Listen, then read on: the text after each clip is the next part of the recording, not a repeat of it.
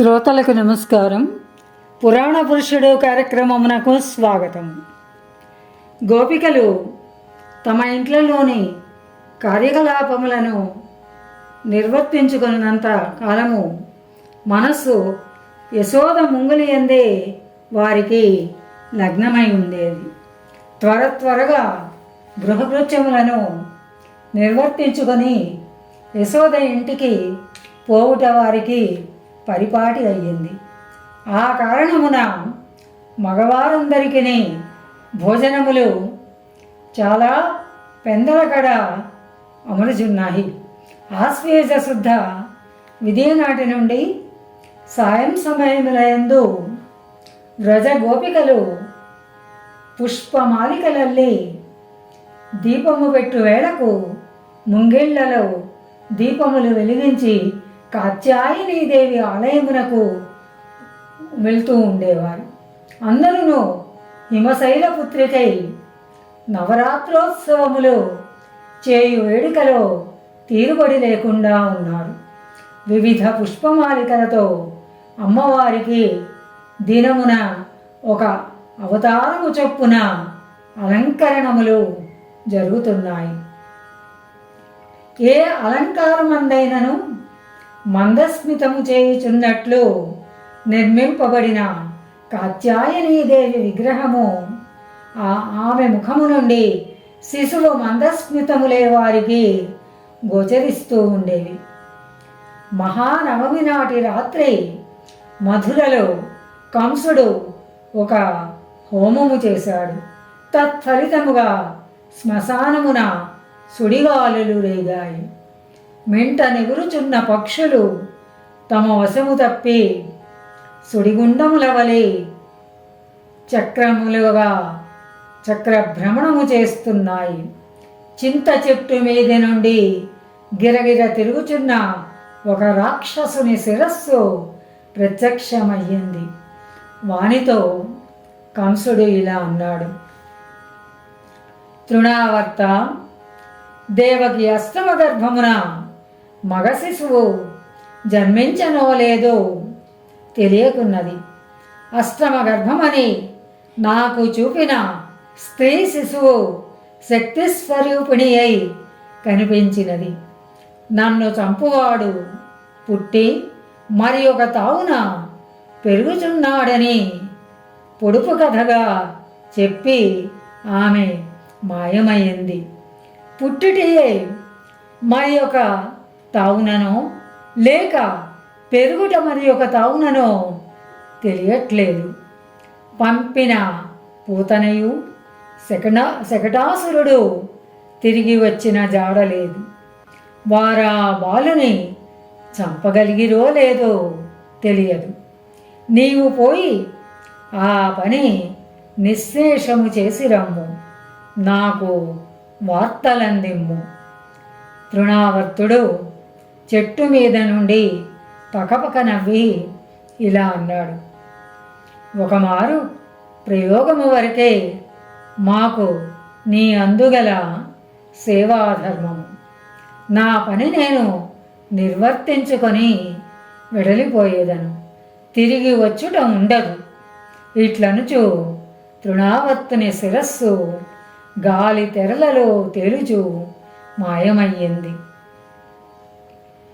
విజయదశమి నాటి సాయం సమయమున కాత్యాయనీదేవికి త్రిపుర సుందరి అవతారమును అలంకరించారు. చూడవచ్చిన ముత్తైదువులందరిలో యశోద కూడా శిశువునెత్తుకొని ఆలయమునకు వెళ్ళింది.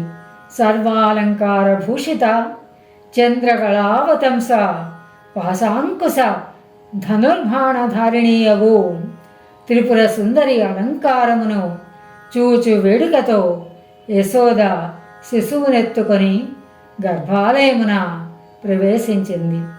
బాలకృష్ణుడు కన్నులు విప్పి దేవీ రూపమును చూచి కేరింతలు కొట్టుతూ నవ్వాడు. అంతలో ఏడ్చాడు. ఏడ్చుచున్నాడని యశోద వెలువలకు కొని వచ్చింది. ఆలయ ప్రాకారము లోపల ఆరు బయట నిలబడింది. ముత్తైదువులందరూ ఆమె చుట్టూను చేరి శిశువును పలకరిస్తూ ఉన్నారు. ఆకస్మికముగా బాలుడు బరువెక్కాడు. మోయలేక యశోద ధ్వజస్తంభము దగ్గర తిన్నపై ఒడిలో పరుండబెట్టుకొని పలుకరిస్తూ ఉంది. బాలుని బరువెక్కువై యశోద తొడలు నేల కణచినట్లయ్యాయి. బిడ్డ ఎందులకో బరువెక్కిపోతున్నాడు, మీరెవరైనా తీసి ఎత్తుకొనుడు అని ఆమె అంది. గోపకాంతలు బాలునెత్తుకొనుటకు ప్రయత్నించారు. సాధ్యము కాకపోయింది. సాయంకాలపు ఎండ పొడలో సుడిగాలులు రేగి ప్రచండముగా వీచాయి. ధూళి ఎగిరి అందరి కన్నులు కప్పాయి. సుడిగాలిలో గడ్డి పరకలు ఎగిరి ఒక దేహాకారముగా కట్టుకొన్నాయి. ఆ మహాదేహాకారము భీకరమై బాలునెత్తుకొని పైకి లాగుతున్నట్లయింది. క్షణములలో బాలుడు సుడిగాలి వేగమునకు పైకి లేచాడు. బాలుని ధ్వజస్తంభమెత్తునకు లేపి గిరగిర త్రిప్పాడు. ధూళి పొర్లలో నుండి చూచుచున్న స్త్రీలలో కొందరు కెవ్వున కేకపెట్టారు. మరికొందరు మూర్ఛిల్లారు. కొందరు పైకి చూచుచూ చేతులెత్తి ఆ శిశువు పడబోవునప్పుడు అందుకొనుటకై ప్రయత్నము చేస్తూ ఉన్నారు. ధూళిలో శిశువు ఎచ్చట నుండెనో కనిపింపకుండా ఉంది. కొంచెము వ్యవధానమున ఆ మహా దేహాకారము గిరగిర తిరుగుచూ తూలుతూ ఉంది. సుడిగాలిపై నుండి కుండలతో క్రొమ్మరించినట్లు భళ్ళున నెత్తురు కండలు పడ్డాయి. వెంటనే ఆ నెత్తుటి వరదలో 2 కోరలు ఊడి పడ్డాయి. వాని వెనుక 2 గ్రుడ్లు ఊడిపడ్డాయి. ఒక రాక్షసుని శిరస్సు ముక్కలుగా ఊడిపడుట గమనింపలేకపోయారు వారు. హాహాకారములు వికృత ధ్వనులుగా దిక్కులు దద్దరిల్లాయి. ఆలయము చుట్టూను సంపెంగ చెట్లపై నిలిచిన పక్షులు గలగలమని శబ్దము చేయుచు మింటికి ఎగిరాయి. కుక్కలు గుంపులుగా చేరి మోరలెత్తి అరుచుచు అటూ ఇటూ పరుగులెత్తాయి. పొలముల నుండి వెనుకకు మరలి వచ్చుచున్న గోపకులందరూ ఒక్క పరుగున చేతి కర్రలతో ఆలయ ప్రాంగణమున గుమిగూడారు. ధ్వజస్తంభమెత్తున బలిష్టమైన ఒక రాక్షసుని దేహము తటాలున మద్ది చెట్టు వలె నేలకూలి తన్నుకొంది. అతని పొట్టపై శిశువు పరుండాడు. నందగోపుడును మరికొందరు లంఘించి శిశువుని తీసి ఎత్తుకొన్నారు. రాక్షసుని దేహము శవమై బిర్రబిగిసి ఉలిక్కిపడి అంతలో మాయమయ్యింది. రక్తము, కండలు, కూరలు, గ్రుడ్లు కూడా అదృశ్యమయ్యాయి. ఎట్టి గుర్తులను మిగులలేదు. అందేమి జరిగినదో జాడయు కూడా లేదు.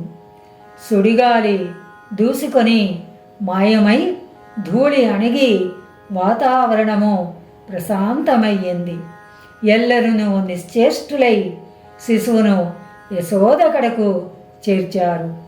అప్పుడే ఒడలు తెలిసి ఏడ్చుచున్న యశోద రోదనము చూచి బాలకుని ఎత్తుకొంది.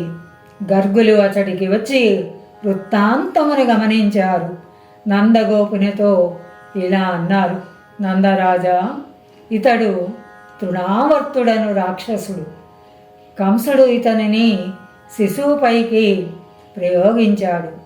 ఇతడి శిశువు బరువునకు తట్టుకొనలేక కిక్కురు మనకుండా సమసిపోయాడు. స్వస్తి సశేషం. మన మోహనవాణి కార్యక్రమాలు మీకు నచ్చినట్లయితే వెంటనే ఒక లైక్ చేయండి, అలాగే కామెంట్ చేయండి, ఎక్కువ మందికి షేర్ చేయండి. సబ్స్క్రైబ్ చేసుకోకపోతే వెంటనే మన ఛానల్కి ఇప్పుడే సబ్స్క్రైబ్ చేసుకోండి. ధన్యవాదాలు.